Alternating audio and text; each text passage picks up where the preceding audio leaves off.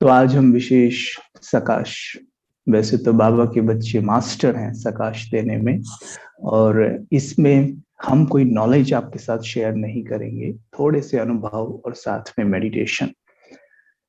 क्योंकि सकाश की जब बात होती है तो ये है एनर्जी ट्रांसफर करना कॉन्वर्जेशंस के द्वारा।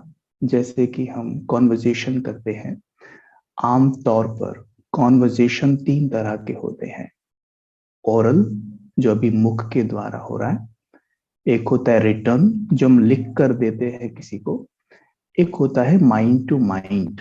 जो ओरल होता है, हम बोलते हैं, कई बार सामने वाला नहीं सुनता, हो सकता है उसका ध्यान कहीं और हो।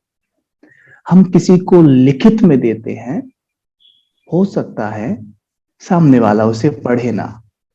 लेकिन एक कॉन्वर्सेशन होता है माइंड टू माइंड, यानी मेरा माइंड आपसे कुछ कहेगा और आपका माइंड उसे सुनेगा। कई बार ऐसा होता है कि मानो हमने आपसे कुछ कहा मन ही मन में, और आपको तुरंत पता नहीं पड़ता, कारण आपका माइंड किसी और के साथ इंगेज था। जैसे टेलीफोन, जब हमने फोन किया तो आपका फोन कहीं बिजी था, तो हमारा वाला कॉल मिस कॉल में चला जाएगा। अब उसे बाद में देखेंगे और हमें कॉल बैक करेंगे। वैसे ही मन से उसके बारे में सोचते हैं, मन ही मन कुछ बोलते हैं, तो वो उसके पास जाता है। अगर वो आपके बारे में ही अभी सोच रहा था तो उसे तुरंत कैच होगा। लेकिन अगर वो किसी और के बारे में सोच रहा है, अधिकतर ऐसा ही होगा, 99% कि किसी और के बारे में सोच रहा होगा, तो आपका जो वो थॉट है वो मिस कॉल में चला जाएगा। वो उसे बाद में कैच जरूर करेगा। इसके आधार पर ही हमारे रिश्ते बनते और बिगड़ते हैं। अगर हम किसी से मन ही मन बहुत अच्छी अच्छी बातें करें, तो ये गारंटी समझिए आप कि आपका वो अच्छा मित्र बन जाएगा। और अगर हम पीठ पीछे किसी के बारे में गलत सोचें, बोले, तो उसके पास वो एनर्जी जाएगी और हमारे रिश्तों में खटास आती है। तो सबसे इंपॉर्टेंट और पावरफुल कॉन्वर्जेशन होता है माइंड टू माइंड, यानी मन मन से बात करे। और इसमें सबसे महत्वपूर्ण है, इस बात पर हम गौर करेंगे, कि जब हम बीटा स्टेज में होते हैं, यानी जब हमारा माइंड बीटा स्टेज में काम कर रहा है, तो थोड़ा मुश्किल होगा सामने वाले के थॉट्स को कैच करना।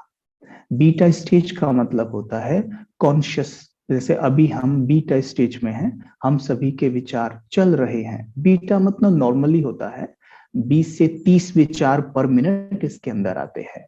लेकिन कई बार तो बीटा प्लस भी हो जाता है, यानी 30 से ऊपर या 40 से ऊपर। वो तब होता है जब हम विकारों के वशीभूत होते हैं, डिस्टर्ब रहते हैं, गुस्से में रहते हैं, तब हमारे थॉट्स बीटा प्लस में चले जाते हैं। तब तो कैचिंग पावर बिल्कुल जीरो हो जाती है। सामने वाला हमें कोई माइंड से क्या मुख से भी बोले सामने खड़ा होके, तो भी हम नहीं सुन पाते। दूसरा अल्फा स्टेज होता है। अल्फा स्टेज होता है जब माइंड की गति 10 से 20 पर मिनट होती है, यानी 10 से 20 विचार पर मिनट होती है। ठीक है, किसी की 11 भी हो सकती है, किसी की 19 भी हो सकती है, इट डिपेंड्स। ठीक है, ये है अल्फा स्टेज। ये कब आती है? जब हम मेडिटेशन करते हैं। जब मेडिटेशन में हम बैठ जाते हैं, थोड़ा सा ध्यान केंद्रित करते हैं, तो हम अल्फा स्टेज में आ जाते हैं, हमारे थॉट्स स्लो हो जाते हैं। दूसरा, हम जब सोने जाते हैं, जैसे हम सोने जा रहे हैं, तो ये स्थिति आती है ना, ये वाली, ये हल्का झुटका, ये अल्फा स्टेज है। यहाँ पर मेरे माइंड की गति स्लो हो गई है। ठीक है, जैसे ट्रेन ट्रेन चल रही हो और ट्रेन में हमें चढ़ना हो, तो दौड़ती ट्रेन में तो चढ़ नहीं सकते, है ना। ट्रेन को रुकना होगा, या फिर धीमा धीमा भी चल रही होगी तो भी हम चढ़ जाते हैं। वैसे ही अगर हम स्वयं को स्वमान देना चाहते हैं और हम चाहते हैं कि वो स्वमान काम करे, कुछ परिणाम लेकर आए। तो अल्फा स्टेज में जब आप हैं तो बैक टू बैक एफर्मेशंस यानी स्वयं स्वयं को दें। ठीक है। अब दूसरी बात सकाश की बात करते हैं। अगर हमें किसी और को प्योर डिवाइन एनर्जी भेजनी है, तो अगर हम चाहते हैं उस पे वो तुरंत काम करे, तो एक तो बहुत अच्छा है हमारे साथ कि जैसे मैं मानो अमृत वेला ब्रह्म मुहूर्त मेडिटेशन कर रहा हूं और आप भी लगभग उस टाइम कर ही रहे होंगे, 99.9% चांसेस है। तो ऐसे में मैं अगर कोई थॉट क्रिएट करता हूं तो आपका माइंड उसे बहुत जल्दी कैच करेगा।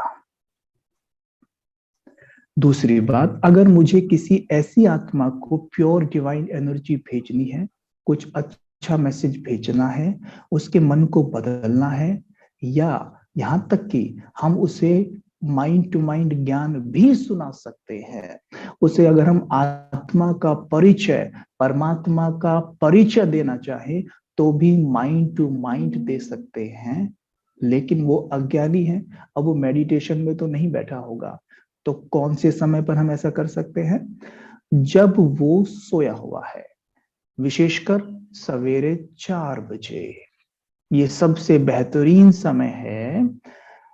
हम उसे थॉट भेजेंगे और उसका माइंड कैच करेगा।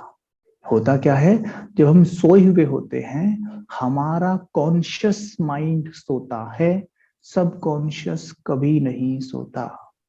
सबकॉन्शियस माइंड का ही काम है हमारी पलकें झपकाना। हम पलकें नहीं कॉन्शियसली ऐसे ऐसे ब्लिंक करते हैं। हमारे बाल ग्रो करना, हम इन्हें खींच खींच कर नहीं बढ़ाते। डाइजेशन करना, ठीक है। तो ये नाखून बढ़ना, चोट लगना, उसे हील करना, ये सब सबकॉन्शियस के ही काम है। और सबकॉन्शियस माइंड के अंदर ही बाबा ने जो हमें शक्तियां, जो क्वालिटीज है हमारी, जो सुख शांति पवित्रता प्रेम, वो सब वहां पर है। तो सबकॉन्शियस माइंड का ही ये काम है। जब रात को सोए हुए होते हैं, गौर करेंगे, हमारे बाल तब भी बड़े होते हैं, नाखून तब भी बढ़ते हैं, श्वास हम तब भी ले रहे होते हैं, हार्ट तब भी हमारा धड़क रहा होता है दिल, और डाइजेशन हमारा तब भी चल रहा होता है। इससे सिद्ध होता है कि सबकॉन्शियस माइंड रात को जागा होता है। इवन सबकॉन्शियस माइंड रात को और अच्छे से काम करता है अगर कंपेयर करें उसका दिन से, क्योंकि दिन में कॉन्शियस माइंड भी जागा है ना, वो डिस्टर्ब करता रहता है। जैसे सबकॉन्शियस माइंड का नेचर तो है मेरी हीलिंग करना। जैसे मानो मुझे भी चोट लग जाए तो सबकॉन्शियस माइंड क्या करेगा, मेरे इस थंब को हील करना शुरू कर देगा तुरंत। तभी देखेंगे थोड़ी देर में ब्लड रुक गया है और थोड़ी देर में ब्लड सूखने लगा है और घाव भरने लगा है, राइट। लेकिन क्योंकि हम कलयुग में हैं तो कॉन्शियस माइंड उसे डिस्टर्ब कर देता है। कैसे डिस्टर्ब करेगा?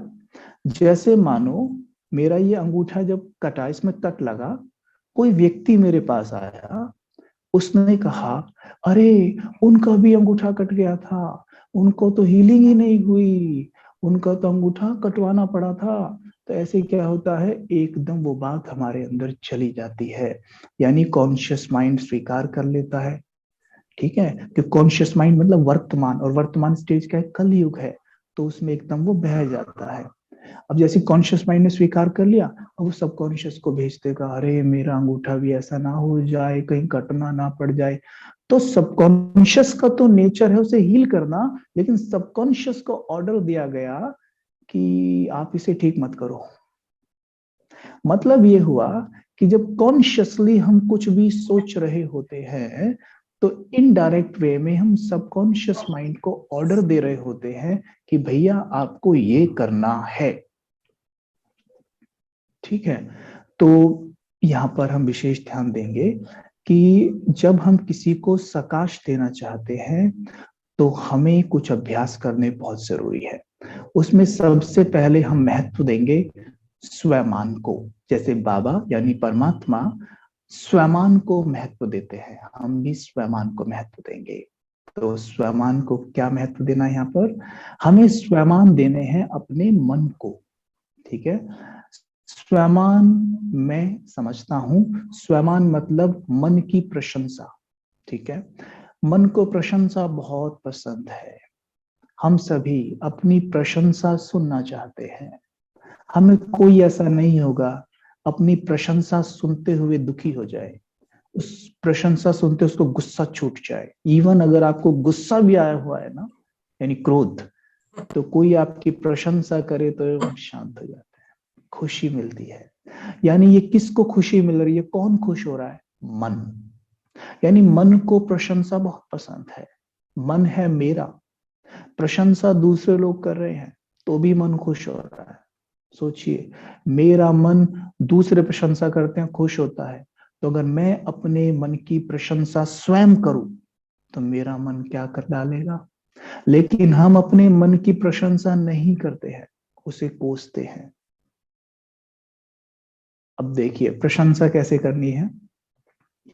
जैसे हम अपने मन को स्वमान देते हैं कि हे मेरे मन आप बहुत शांत है, हे मेरे मन आप बहुत शक्तिशाली हैं, हे मेरे मन आप मास्टर सर्वशक्तिमान हैं। और ये इस वक्त अवचेतन से बात हो रही है। हे मेरे मन आप बहुत प्यारे हैं। देखो सुनते ही मन कितना खुश हो गया, मेरा भी खुश हो गया और आपका भी हो रहा होगा।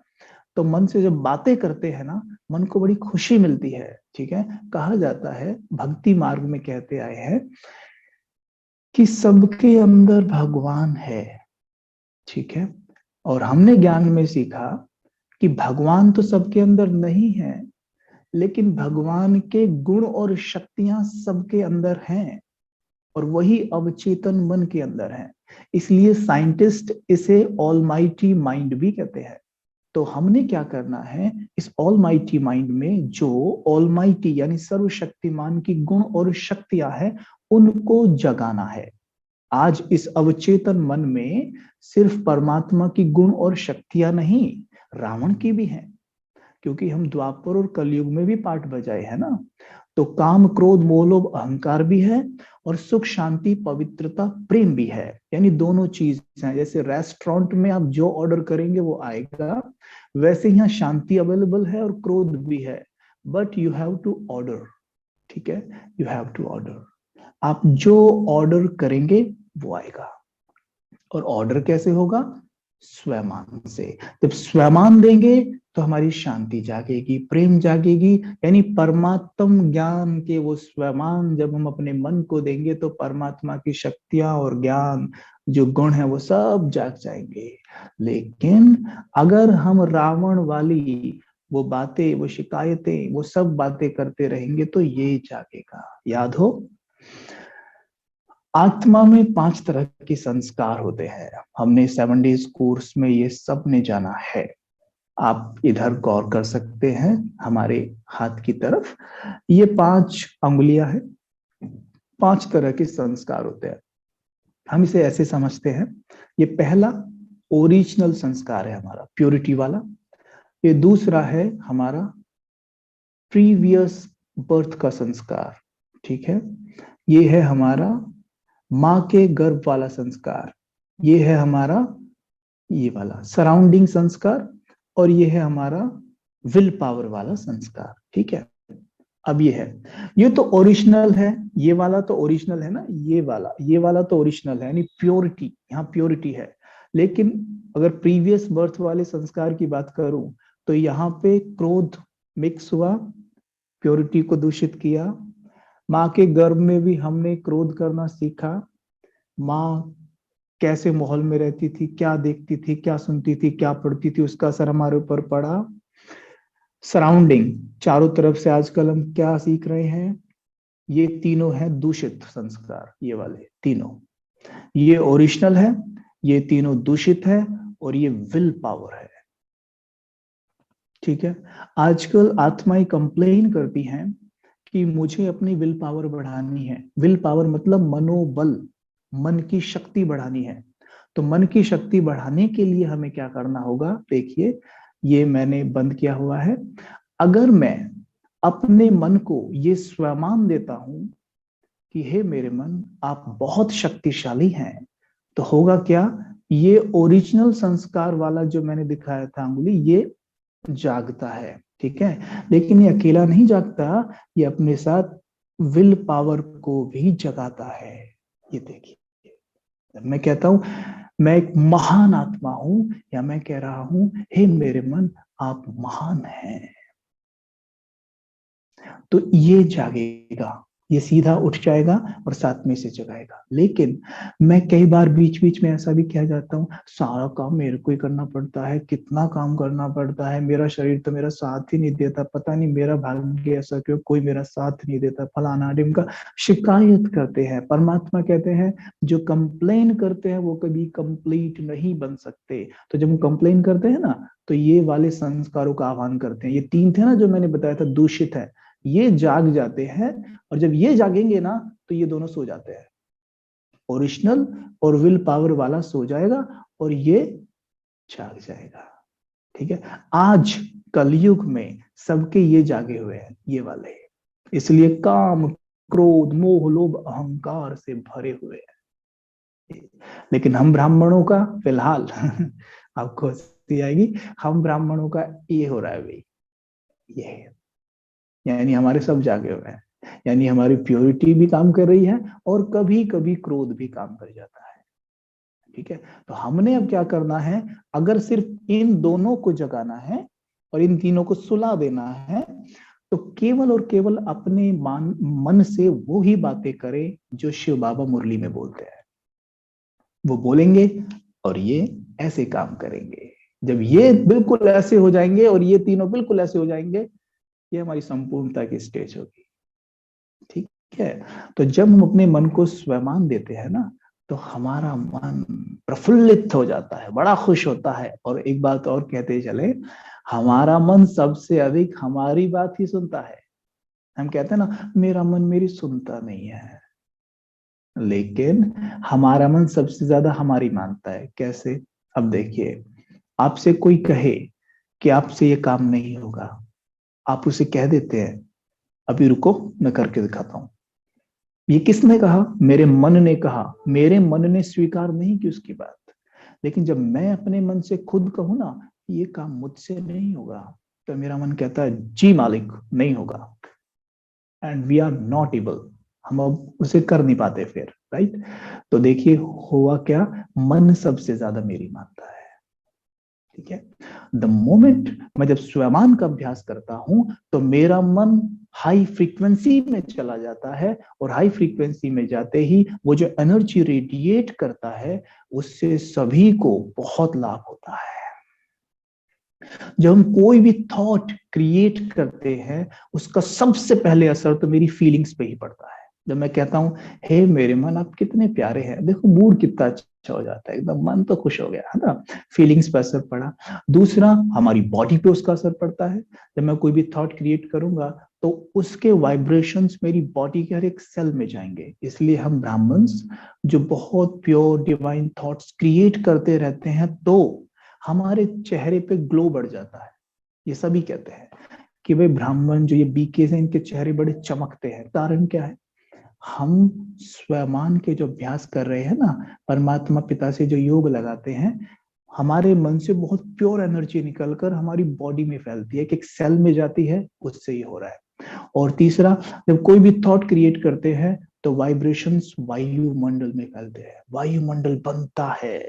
जैसे आप मॉल में जाइए, मॉल में जाएंगे तो वहां पर आपको कभी ना योग करने का मन नहीं करेगा, आप मेडिटेशन में नहीं बैठेंगे, आपका परचेस करने का मन करेगा कुछ।